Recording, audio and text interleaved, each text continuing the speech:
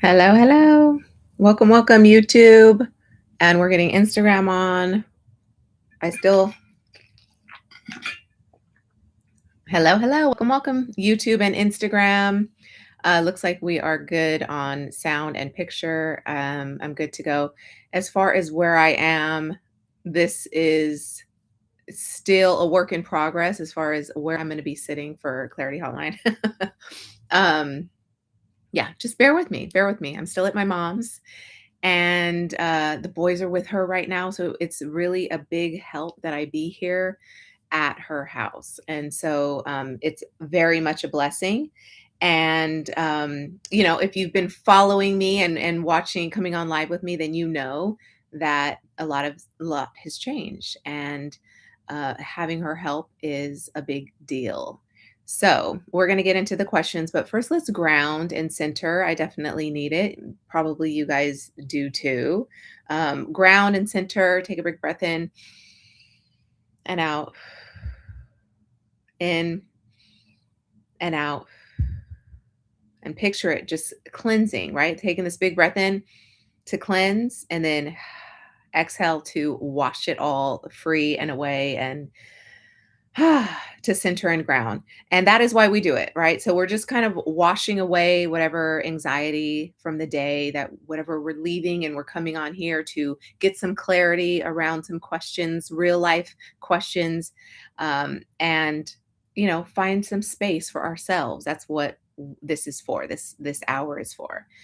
And I think it's very important that we not forget the breath throughout this time. The breath is going to connect us to clarity. It's going to be the vehicle that we see our truth through. It's kind of like it's bringing us back to ourselves, our breath, this in and out motion of just cleansing and renewing and refreshing and oxygenating and circulating that energy. Okay, so imagine that's all happening with the breath, and you'll be good. Okay. So take as many breaths as you need to come and center and ground. And thanks for coming on live with me. I can kind of see the way my setup is that I don't see all the chats. So just bear with me as I get to your chats when I get a second, when I'm not looking at my notes here. Okay, so we've got a couple questions. Keep breathing, keep breathing, keep breathing, and center. And a couple of questions that came in for us, Clutter Free Family, for the Clarity Hotline today. From Jessica, why did you decide to homeschool? It was kind of a two-part question. And what does work look like for you now? Now, I'm going to answer this in a different way because obviously time has passed. When I answered this question already before, she probably missed it. So no fault, no problem. But you can always watch a couple videos, a couple hotlines back for the question, my original kind of intention around why am I homeschooling.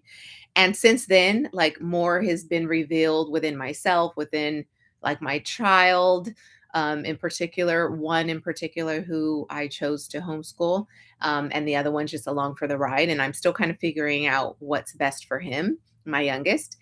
And so my oldest, who's 5, is why I chose to homeschool. And so I'm going to answer that question. The next part is, what does work look like for you now? Because that definitely has changed. And before, it was just kind of like conjecture. I was just putting it out there as, what if, and if this were to go this way, this is how it would be, because this I know about my workflow and all that stuff. So I was just putting it out there as hypothesis. And now I kind of have more truth to reveal as far as how I'm getting it all done. Working full time has definitely become part time, but it's still all good. We're making this work. We're finding our flow still. We're finding our footing in this new normal. And I mean, I know we're coming up on the end of the year, the end of the kinder year for him. And so we're going into summer. I'm still looking at summer as me continuing to homeschool him because I just want to see where he's at. We're definitely taking our time with a lot of things. And that leads me into why I decided to homeschool. So this is a big thing. I will tell you this. I'm not scrolling. I don't scroll TikTok. This is not an idea that came to me from TikTok or anything like that, because there's this like battle between homeschool and unschooling. Did you know those are separate things? Yeah. Well, they are apparently. So unschooling is this child-led way of teaching your child. So if they show an interest, you hone in and you start to teach that subject, or like just really build into them, or build up in them the love for that particular subject. And or not even subject. I don't even think there's like that categorizing of school in that way. And then homeschooling is just really schooling them at home, educating them at home, right? You are the teacher. So that is kind of, I think, the difference. Not to say that homeschoolers aren't child led, aren't leading their own kind of curriculum. I think what I'm finding I'm tripping on is the trying to make my life and my homeschool for my boys look like how school was. And so I did. I had to, if I'm down any rabbit hole, it is the YouTube rabbit hole of just like, searching what I'm thinking about and finding several creators, amazing creators, talking about it and talking about how they do things and what's working for them. And so this particular concern of mine was I'm trying to just recreate the school system in my own home. And that's a problem because it wasn't working for us before. And so why am I forcing it to fit now? Why am I forcing it to fit in this way when it didn't work before? I pulled him out of school because I didn't think the school system was working for him. It wasn't serving him. I think he was coming home or he was leaving home, going to school, and coming home in this same way of being frustrated, angry. It was showing up as like this silent protest in his personality. And I was like really not happy about that. And when you work full time, you fill in your hours, your full time hours as such. You fill in the time as a full time person working full time. But then you're also technically a full time parent. And so by bringing him home, I really did have to adjust my work schedule and adjust my expectations on myself about what is this going to look like for me as an entrepreneur and for him as a student. And then how am I going to toggle a line between mom and teacher? And then also for myself between mom and entrepreneur, right? Business owner, coach. And I'm still kind of walking the line there and figuring out what is what. And you know, it'll it'll come slowly but surely. What I'm what I'm enjoying learning from my fellow YouTube creators is that we shouldn't be trying to recreate school and fit it into this time frame. That school can actually happen every single day, in and out of everything you do. You're outside and you're counting rocks, that's math. You are inside the house and they're helping you cook, that's math, science, and whatever else. Reading, if we're learning recipes and things like that, they're seeing me read a recipe, that kind of thing.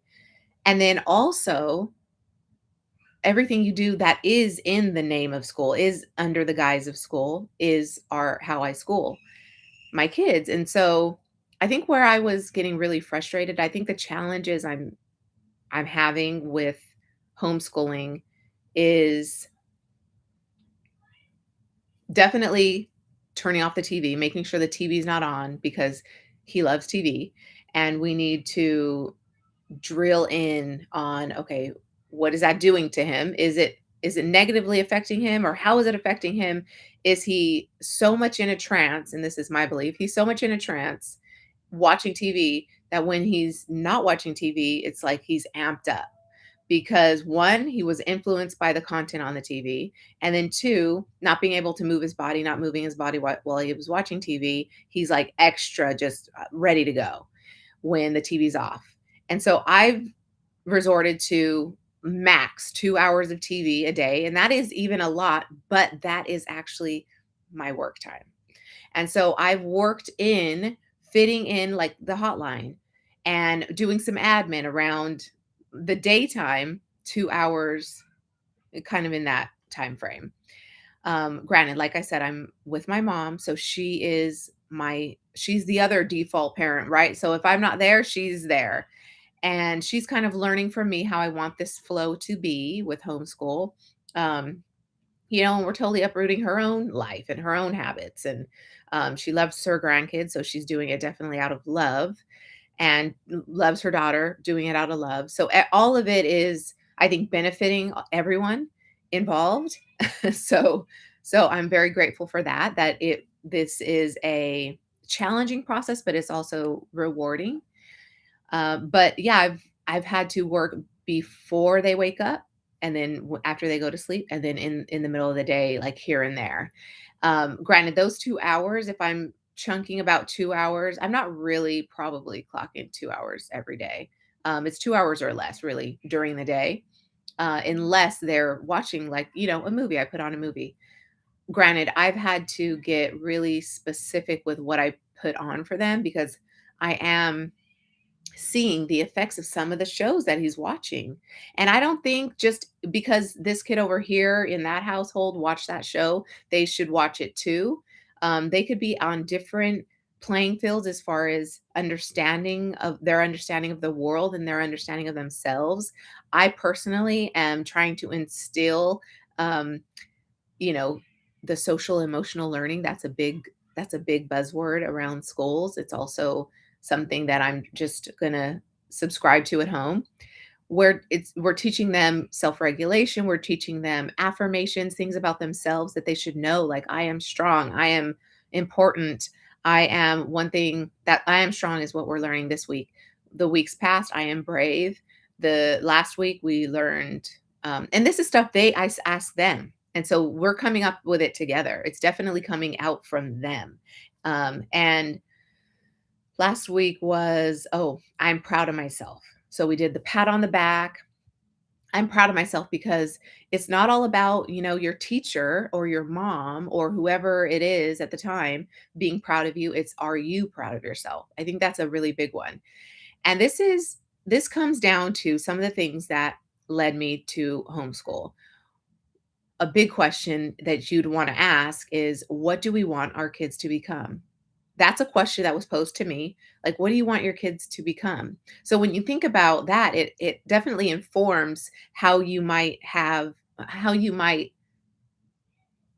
educate the social and emotional learning part, because I want them to know that they're strong, they're brave, they're important, what matters is that they are proud of themselves. Yeah, of course, getting the rewards and the accolades and the public admiration is important, right?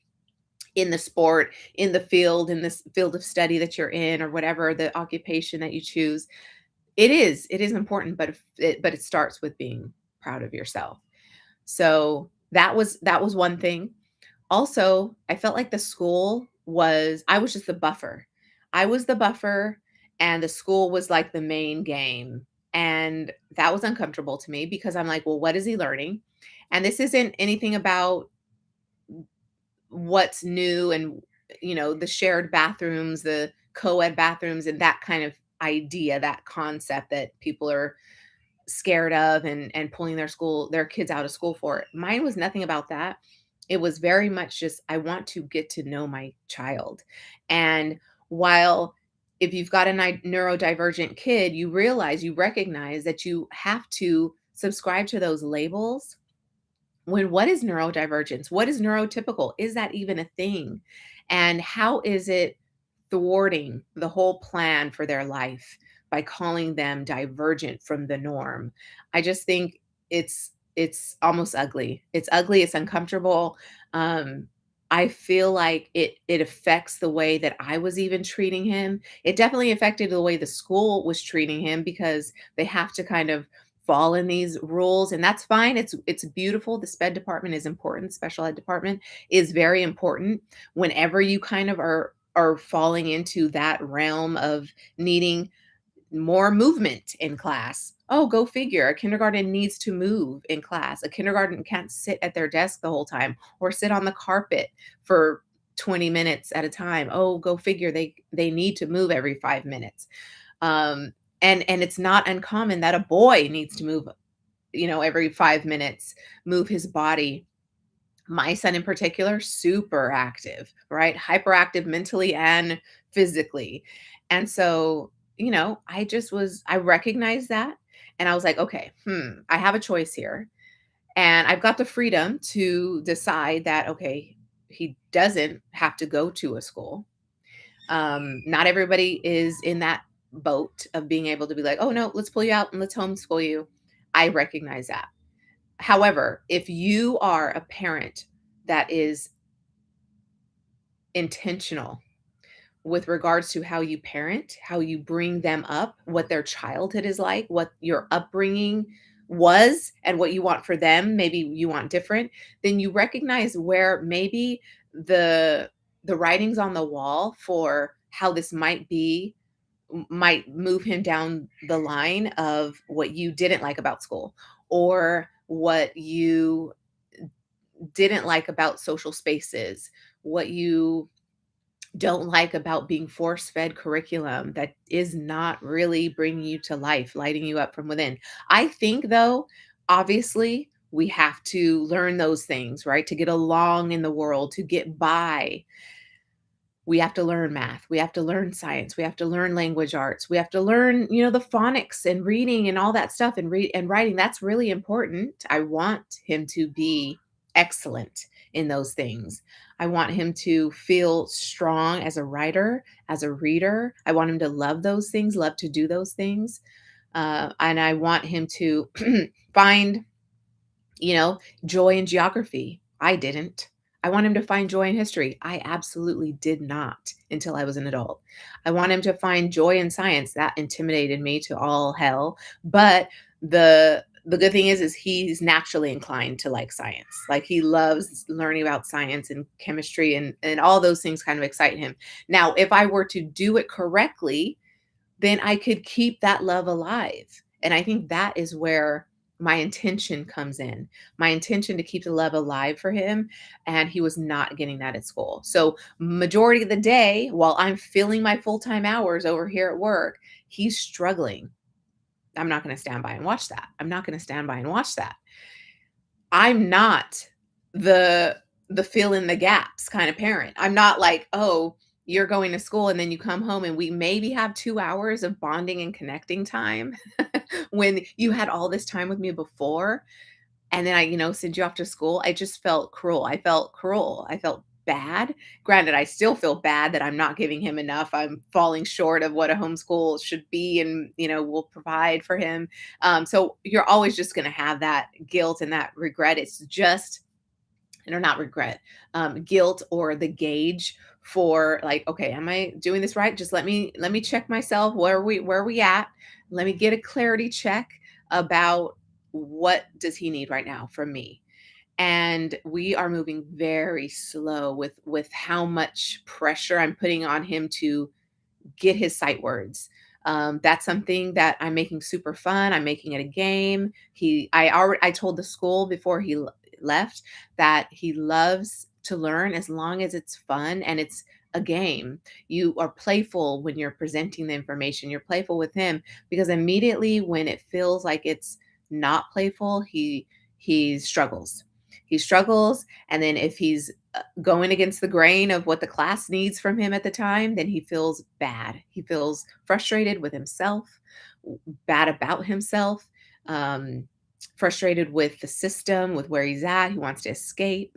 And those are words that came from, you know, not only me seeing what's happening with him, but the word escape was newly introduced to me as a word they use for when the child will not sit still, has to move out of the situation, maybe shows some form of aggression to his peers because he just needs to escape. He'll leave the classroom without asking, he'll ask for the bathroom 3, 4 times in an hour, just to escape. I mean, I knew those kids in school where it's like, man, they're going to the bathroom all the time. And yeah, you can't help but judge those kids. And I don't want my kid being judged to the point where he is being outcasted. And I know kids are innocent and playful and silly at 5, 6, maybe 7, but maybe not 5, 6, 4, 5, 6 for sure. Just, innocent in their like, oh, what's he doing? And that kind of thing. And I just don't want that. Granted, I know that to get in life and to get by in life, you've got to deal with those things. I just know that it doesn't have to be this early, that you have to learn those hard lessons. It doesn't have to be. I could be the one there to show him what it looks like, model what it looks like to be self-composed, self-contained, um, and be comfortable in your skin. I can show him what that looks like. I can show him what it looks like to have patience and take a breath and not get frustrated and blow your top, right? And I could be with him as he's learning those things versus being told and reprimanded in public for all I know, these things, pulled aside and made to be the bad guy when the actual full scope of the situation was that he wasn't the only one doing it, or it wasn't his fault, or all the things that the purview of a one teacher to 27 students is going to be very limited, right? And so all of this was factoring into my immediate pull, right? As soon as I could pull him out.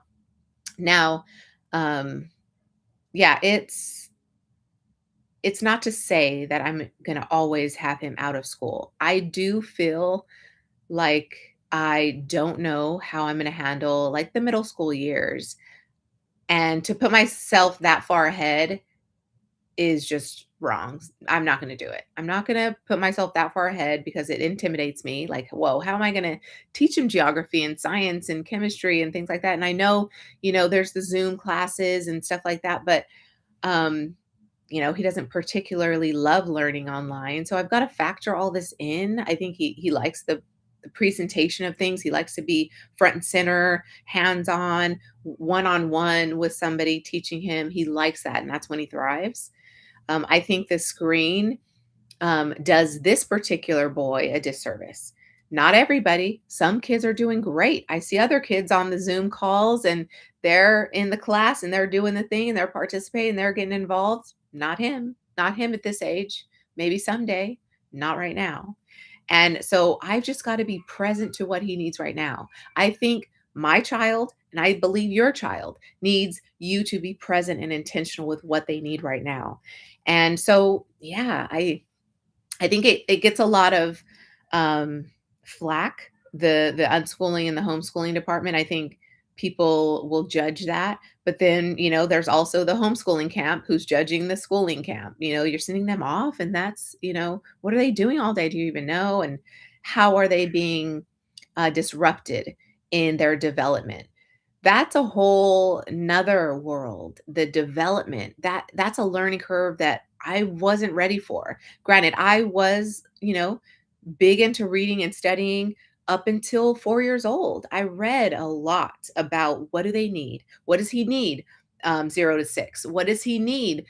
6 months to 18 months. What does he need up to 2 years old? What does he need up to 3 and 4 and all in between, right? Where are our milestones? Are we tracking what's going on here?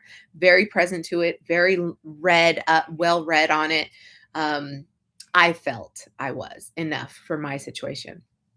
And I think a lot of parents that I'm seeing are homeschooling like 9 kids, 10 kids, 11 kids, big households.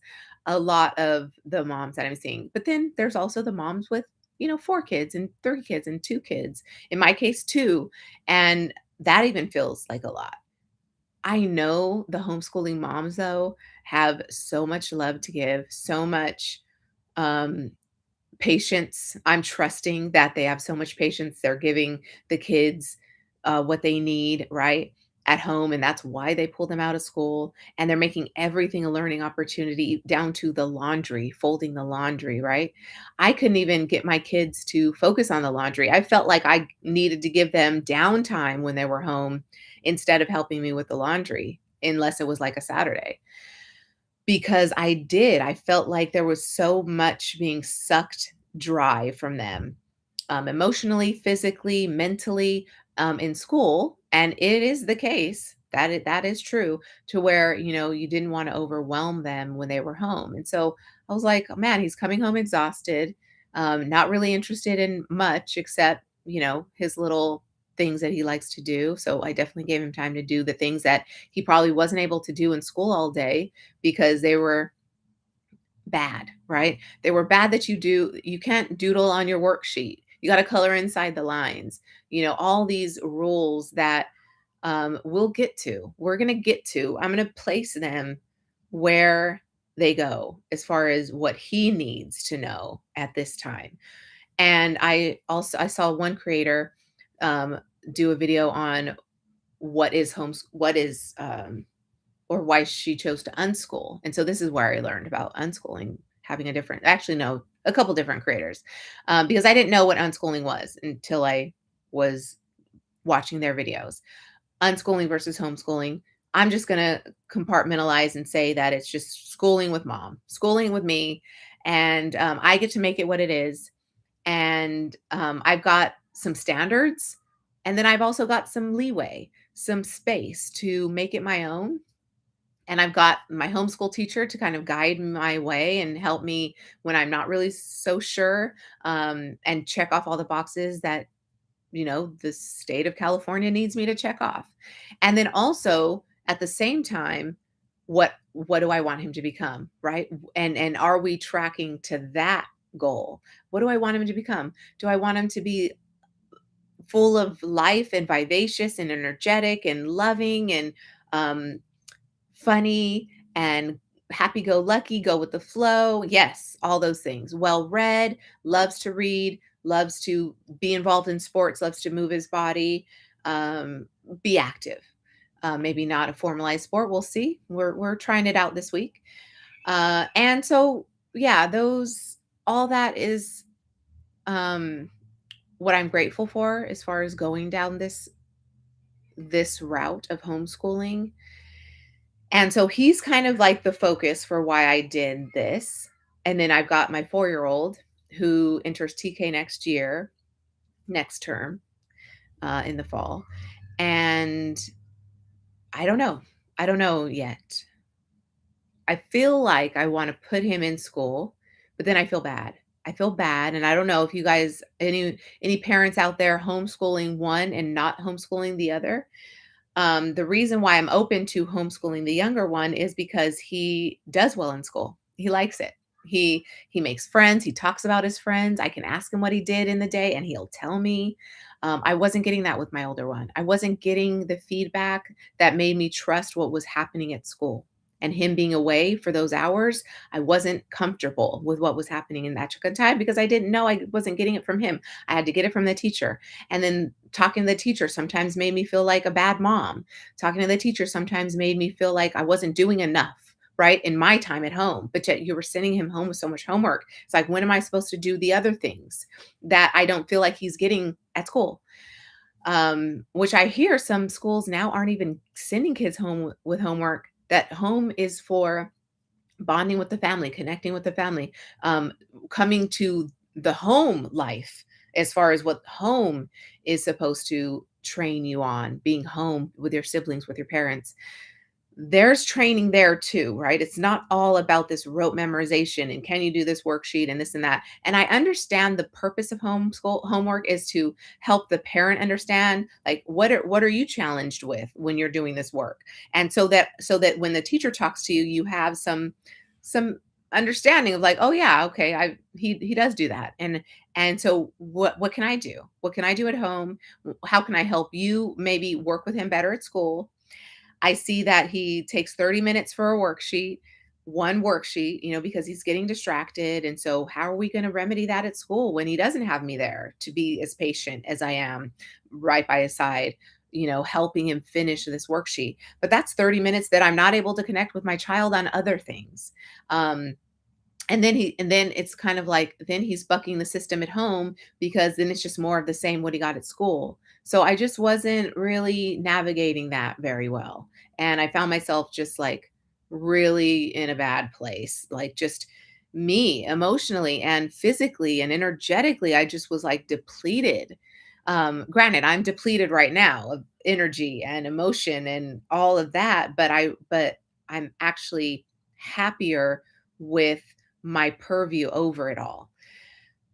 The homework thing, I get it, but I wonder if there's something else, right? You send kids home with homework and it's so much work. Do they get where they and when, as they enter middle school and junior high, I mean, and they're doing these papers and they're doing the research, are you giving them time? I know in school I got time to do the research in the library and write a little bit of it. Um, I definitely wasn't as focused at school to do those things. I think I got lost like in the library. I was just so excited to be in the library that I just wanted to do other things. I wasn't interested in studying for this project. I would just wait to do it at home. And so I'd fill my time at home, studying into the late night hours, writing a paper into the late night hours, up till midnight, like gladly. Not gladly, but just like it was just part of the norm. Like I would just be up writing my paper till 12 midnight because I would work on it a little bit, be a perfectionist about it, wait till the last minute, be forced to finish it, and then my perfectionism would go out the door. I had no system for confronting my perfectionism in school, and making it so that I would work on a project in the 2 weeks they gave me, little by little, and having it be fun and bringing making it part of my life. So I think those are the things that hopefully I can maybe either be part of correcting that type of experience for my child. Um, and then I don't know, maybe not. Maybe there it's just what it is. I don't know. I don't know yet. But what I do like is that I'll get to see. I'll get to see how it goes. I'll get to kind of ride this wave with him. And as we go year by year, even month by month, then is this working for us? Is this not working for us? And if I put my younger son in, I could do the same. Is this working for us? Is this not working for us? And I can pull him out if I need to in the middle of the year. Did you know, parents, that you could pull your kid out at any time in a public school? Any time of the year, you can pull him out. You can also put him in at any time of the year. They have to take you. The school has to take you. And I know that's unfortunate for maybe the kids that are already in school and newcomer comes and maybe disrupts the class. But you know what? Our public tax dollars, this money that we're paying, and our property taxes and whatnot, that is going toward them having the resources to give every kid a good education. And so you have the right as a parent to demand that that kid give your child the a proper education, that everybody have access to a strong education, access to the tools, the resources, the books, the language, the lessons, the math, right? All of this so that they are equipped for what they need in life to get ahead and to go after their own goals. And I think the social emotional learning part was maybe at a deficit back in the day. I think it's rising up as far as being very important, with everything. And probably that's a lot of the mindfulness groups and the meditation, awareness, that mindfulness backed science kind of that's coming into our schools is informing everybody that this is very important, that a child be emotionally stable, emotionally well and whole, know that he is okay, know that she is okay, right? Perfect as she is, as he is. Um, and that, yeah, I don't know. So schools are kind of like figuring that out and do you have enough resources with one student to 27 kids? One teacher to 27 kids, that's a lot. Especially if they're at this age, 5, not very self-sufficient. They Not every kid can self-start a project. Not every kid can see it to the finish line without some support and help and assistance and guidance and and somebody to sit there and remind them what they're working on, because they're daydreaming over here. And remember, kids are different. Every kid is different. A daughter, or let me just a girl is different than a boy. They are, the masculine and feminine energies are different within ourselves, and they absolutely manifest differently in every other person. So you've got a girl over here who's struggling with learning, and her struggle looks different than his struggle. And again, so this is where the presence and the patience and the awareness and the intention comes in by that kid's parent, that, okay, I'm seeing this, I'm seeing the struggle here. What can we do? And at first I was working with the school, the teachers, um the special services team, so that we could get on the same page. And things take a long time when you go that route. They take a long time to um, come up with a solution and to execute on that solution. And it's far and wide, right? The trial of it and seeing if it was effective or not. A lot of time enough to, like, where the kid meanwhile is lost in the red tape, lost in the fine print, lost in the paperwork. And what do they need? They need it to kind of be acted upon faster. That was a definite challenge for me, to be waiting all that time for an answer, for something to be effectively implemented, to where we're seeing kind of the results of this child being brought back to life, as far as going to school and getting excited. That took a while. Now, he was starting to be excited at school, for sure, for sure. He was starting to be excited to see friends at school. I was hearing names eventually, months into school, hearing names of friends. I was seeing him excited to tell me about a project. And this was, a long time coming. So I was concerned there. And when that started to happen, I was thinking, are you going to be okay here? Can I leave you in school? Would I be doing you a disservice if I took you out? All of those questions, and they're still here today, because I've got my younger one and I'm considering pulling him out, or keeping him in. I'm considering keeping him in, actually, is more so the case. Because, like I said, he does well in school, and they are at different levels.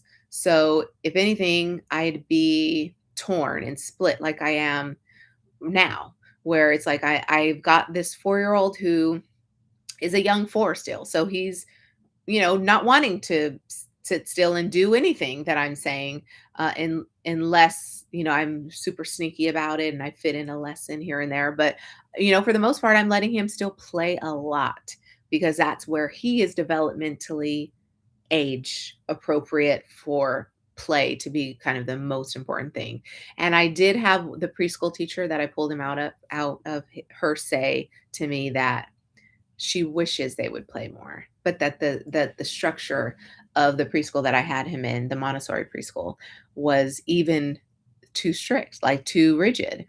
And I thought I was putting him in Montessori to play more. And trust me, I pulled them out of a preschool that was super rigid, and I just felt for all the kids. My heart broke for them, in fact, because it felt very not playful. Ugh. Even playing with the Play-Doh, right? And that having kind of the table games where it's the Play-Doh or it's the cutting of arts and crafts and things like that, still felt a little bit, not as much as I would personally like them to have. The moving of the body is part of the play that I want them to have right now. Moving of the body, moving of the brain, getting excited about something to learn, just being out on a nature walk, seeing a butterfly and learning science right then and there. Um, and then, I gotta rely on Google and Siri to tell me some of these things, because I don't know. I don't know, right? I'm not informed on all the things, all their questions. I don't know all the answers. And so we definitely have to use our AI tools to give us the answers and spit out some of the things that we can kind of make their school day come along, and we're not formal having to formalize it and put it into like, okay, it's got to be this class, it's got to be this way, and that kind of thing. Um, from 10 a.m. to 11, we're in science. It doesn't have to look like that. So I'm a big fan of being able to structure the day and flow how I want. And so work has kind of had to fit into that. But granted, I know I'm going to figure out a flow. I know and I trust that I'm going to figure out the flow. The hard days are the days where I'm emotionally drained because I've got my own thing going on. The hard days are the days, I'm on my cycle, and so whatever I'm in at a particular time in my cycle is gonna make it a harder day. And also the moon. I've said this before. I noticed that water moons are really hard for me as far as that goes. Earth moons are really hard for me as far as like, am I doing enough? I check myself a lot on an earth moon because which we just came out of, because I'm just like, okay, I'm not measuring up as a mom, as a homeschool mom. I'm not measuring up here. And so, I get a little bit nervous. Like, okay, what do I do? And so on those days I resort to, okay, not every day is going to be perfect. Not every day is going to be like him. Okay, from one subject to the next. And he listens to me, everything I say, he does. Some days are going to be just about playing all day and checking in with him, connecting with him. And the good thing about homeschool is that you can homeschool on the weekends and kind of, if in your mind, you kind of have to make up a day or two, and then homeschool into the summer. If you have to make up some subjects and bring them up to snuff as far as like the testing r- curriculum or testing requirements, right, for their age group to move to the next level, I know that I've got kind of the time to do all that. So that's kind of what's beautiful, and yes, I've heard other homeschool moms say that yes, you've got the freedom of that time to kind of make it up. Now, when I put my full-time work hours on that obligation to make sure my kid's up to snuff, passing his classes, get moving to the next grade, if age and brain development, it's appropriate that he move up. I'm not opposed to holding him back where I need to. And in homeschool, it's easier to do that, right? Less of a stigma, less of a big deal. Oh, he's moving an entire classroom and going back to where he was. I can kind of like just seamlessly hold him back, right, in some subjects. But just because maybe if he's being held back in let's think about some of those like classes I didn't like. If I'm being held back in geography, doesn't mean I'm not a good student in at all, right? And I should be held back an entire grade because where my strength is in writing and reading and math. And I did do fairly okay in math, even though it wasn't my favorite subject. I definitely don't consider myself a math person, but I definitely did well in math if the teacher got my attention. Stats, I didn't do well. Algebra, I did fine. Geometry did fine. Finance did fine. Accounting did fine. And so that those got my juices flowing because the teacher, I was involved, I was engaged. I got my dad involved because he's a math guy. And so he was there for me and all that. And yeah, I found my flow in those, right? But but I would say that I had to work hard as a student, but not in those things. Those things came naturally to me. But see how one subject can make you think you're all the way bad? Social emotional learning, another thing that we want to make sure is not being drilled into our kids that just because you can't do this right, you're not going to move ahead. And I think that comes a lot from the peer influence more than the teacher. I'm sure the teacher is very careful not to make you feel like a failure just because you're failing math or you're failing science. Um, Granted, it could pull down your grade enough to where you don't go to the next grade up. And it's just all, I mean, when you get into it, it gets so convoluted and frustrating that for you, this is a full-time job. Honestly, it became a full-time job just managing my kids and supporting them and how they needed to be, that I might as well have homeschooled them. That's really what tipped the scales. I was like, I might as well homeschool him because this has become a full-time job. Me working with SS team, being involved in his development and understanding what he needs, reading up on his particular, and I'm not sharing his business because it's not my business to share, it's his. And so I am particularly cautious around what I reveal about him because I don't want him labeled. And this is his news to share, should he ever care to share his particular um, style of learning, right? It's like that's for him. All I'm telling you is why I decided to homeschool him, why I wanted to um, be more in charge of how things were being presented to him, and he was being led and encouraged and supported. I wanted to be more involved. It was already a full-time job, let me tell you. And if you're feeling like that, then know that you're not alone. If you're feeling like it's a full-time job to then leave my work, come home, sit with my kid, do homework, understand, one, not get frustrated with him or her that they're not getting it. Why didn't you get this in school? Well, you don't know, one, if they were interested in it, if they were hungry, if they were tired, if they didn't get enough of a break, right? Recess, they were, I don't know, being bullied.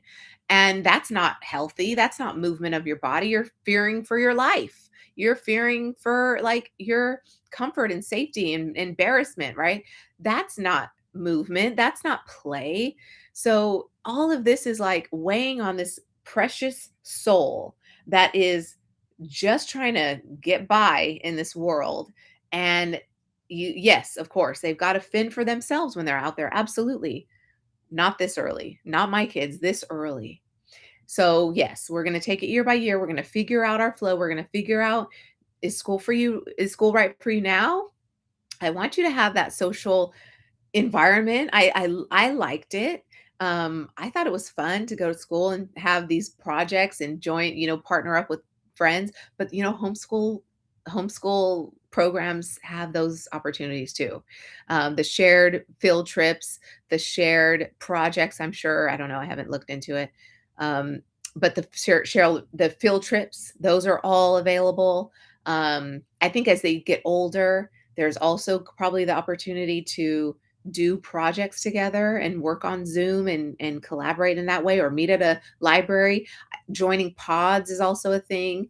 I think some of the unschool camp is actually forming unschools, like unschooling schools, institutions, like within their homes, where it's like they have their school, their kids, and then they're realizing they could take more kids on. And so if you work a full-time job and you like this idea of unschooling or homeschooling or taking your kids out of the institution in that way, then you probably could find like a pod or a parent group where they're doing it that way, but you don't have to be that person. You don't have to be the educator. So that's also like huge, right?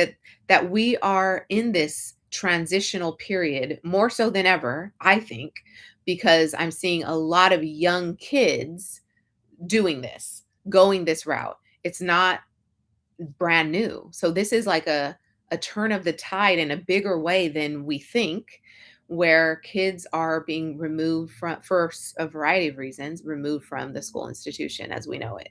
And then I think that makes the public school kind of respond and rise to the challenge of, okay, well, we got to keep more kids in school. Well, because yeah, we need to have the tax money and all that. So we need to have the cause to tax our constituents and make this cog definitely move the entire wheel of the economy and all that stuff. And so they're getting funded necessarily to provide the support for kids that aren't going to learn in a seat 6 hours a day, 5 days a week, learn in their chair, sit still, and not be a nuisance, not be a disruption to the other kids in class, to the point where you feel like your problem as a parent and your problem as the child, the student. And everyone's pointing fingers and no, it's not happening this young. Thank God. It's not happening this young. In fact, I see a lot of sweet little boys and girls really loving my son. really wanting to be his friend. And, you know, so you see that dynamic emerge in its own way. And yeah. So as far as how work is kind of fitting into that, it's fitting in where it fits in right now. And I'm making my business fit around my life and my priorities as mom, and I'm making my business still very much a part of my life. It's still very much a love of my life, my business, who I serve, and how I serve what I do in this world. My work in this world is very much important to me. And it's just looking a little bit different right now. It looked different when I had the babies, when I had these boys, when I was newly postpartum, it looked different.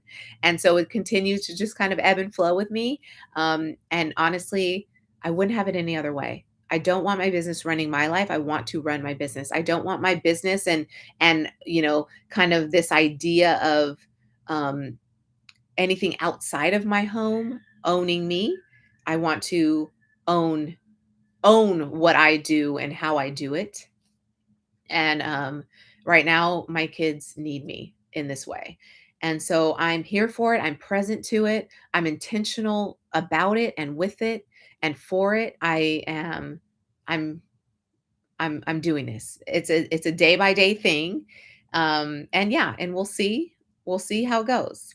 I don't know. But I wanted to answer your question, Jessica. Hope you got this. And let's see. As for how I'm still working with moms. So I'm taking moms in. We're waitlisting my mastermind for entrepreneur moms. So if you sign up for that or if you book a call with me, we're just putting you on the wait list. You can still talk to me though. Again, I have support. I have support so I can take my calls. I'm still taking my calls. I'm still doing my hotlines, my video uploads every week. I'm still making those happen. They're looking different now than they've looked in the past. And that's great because that's YouTube. And that's the beauty of YouTube. It can look different. You don't have producers down your throat making it look any kind of way. And you can kind of make it your own. At least I can right now in this stage in the game. And so yeah, it's a beautiful work in progress. I'm very grateful to everybody supporting me, everybody reaching out. And honestly, all of my friends, all my teacher friends who are coming on and like supporting me and getting not even coming on here, but just calling me and texting me and hey, what do you need? And here's a worksheet. And oh, this is how I did this. And this is the game we did in class. And the kids love this. My teacher friends. And my teacher family. I have teachers in my family. And so I'm just getting a lot of love. It's overwhelming. It's definitely drinking from the fire hose, but I'm figuring it out. And yeah, just knowing I have them as my go-to and like how do I do this and what should I do here, as far as phonics and sight words go? And did you guys know there's such thing called CVC words? And I mean, what is this lingo? But it's all very important. And so I'm doing it. I'm rising to the challenge. I'm getting it done. And he is a champ. He is a champion student. He is so smart. Catches on so fast. And what it requires from me is just the patience to work with him, right? Work with the way that he wants to be taught. And we're doing it together. We're definitely laying this new groundwork together. And yeah, but if you want to work with me, I'm still taking clients. The mastermind is closed though. So it's open for a wait list. So if you're interested in the mastermind for entrepreneur moms, and you might be in the same boat where you're like, I want to do this. I hear you and you're doing it all. How can I do it too? I've got a 4 and 5-year-old. I've got littles at home and I want to plan my business where it's not running my life. I'm running it. And it's definitely working around what I have set an intention for my life and how I want to live my life, how I want to be a mom, how I want to make my home, right? All those things, unfortunately, get put to the back burner when we've got our work taking up every space in our lives, every thought in our day, and making it so that we feel inadequate or we're not enough, right? In all levels, if we're not if we're not balancing well our obligations, our roles, our responsibilities, if we're not balancing well, at any point we are feeling like we're failing at one and excelling in the other, or failing at both at the same time, because we don't have it together, and we're not grounded and centered in ourselves. We're not clear headed. So all of that is what we work on in the mastermind. All of that is what allows me to keep showing up on the hotline. All of that is what allows me to smile in the midst of some really crazy things happening in my life right now. Crazy, tumultuous things happening. And I just take a breath. I take a breath and I get back. I get back. I get back to the truth.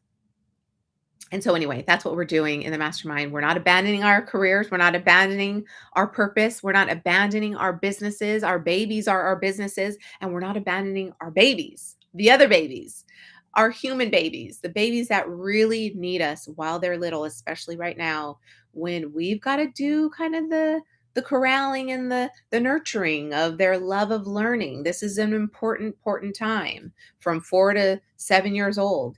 That is a really, really important time. They're nurturing their love of learning so that we don't burn them out, because a lot of parents are realizing they're burning their kids out by putting too much pressure on these years from 4 to 7, that TK to second grade year, those years, putting a lot of pressure to where they're burning out and not really up for any challenge later on, right? And it's morphing their identities, it's morphing their personality. And I just want to be aware of that. I just want to be part of that. And if I can help mitigate um, that lost light, I want to. If I can keep the light alive, I want to. If you want to keep the light alive in your kids, in your home, in your life, in yourself, in your marriage, in anything, right? In your relationships. And at times they're not all full at all times. Recognize that, right? But they can stay level, right? You can be nurturing them in a way that supports you being you and living in your truth and honoring yourself, and making a way out of no way, because it's your way, not anyone else's way. Don't do things just because someone else is doing them. Don't do this because I'm doing this, right? Make it your way. Make home feel like home, a home you made, because this is why your kids were born unto you, because you have the means to make the home that they need. And this is any guardian, any guardian. If they're in your home, you have the means to make a home for them. And so it just requires that we be intentional, we be present, we be patient, we be here, that we can do this. You can even homeschool your kid if you've ever thought you can. I mean, I definitely was like, what am I doing? And I already feel like, yeah, we can do this. We can do this. I need some tools. I bought some organizational bins and stuff, and I got my markers, and I don't know. I did some sorting yesterday. I've been doing some decluttering. Um, of advice and materials for sure. I don't need it all. I'm just going to use and appropriate what works for me and my child, my family. And this is the heart of homeschooling. This is at the heart, I think, of this going this path for me. And yeah, anyway, you can still work with me. Work is still happening. I'm still doing it. And things are still chugging along. But yes, the mastermind is waitlisted. So if you're not already in the mastermind and working with me, you can have a chance to, in a couple months, that'll get opened up. But granted, you can join the waitlist. So I'll put in the link below how to get on a call with me, and then should things work, we can put you on the waitlist so that when it opens up, you're first in line and you're ready to go, and you can make this life yours again. You can be clear-headed and excited and full of life, and pass that same fervor, that same awareness, self-awareness, that vibrance right within yourself. You can pass it on to your kid because you're modeling that. And that's part of all this. That's part of all this. Okay? How you are, how you be, you're modeling that for your kid. So it's very, very important that you check. We just have a little clarity check, that you check yourself. because this is all in service of that greater good, that greater operation, that greater mission at large that you are spearheading. Okay. Okay. So that was a lot. Anyway, submit your question at clarityhotline.com for next week. And I'll see you here 12 noon Pacific time, same time and place for Clarity Hotline, YouTube and Instagram. Okay. See you next week. Peace. All right. Thanks, YouTube, for coming on. Peace. Oh, there it is. YouTube changing things on me.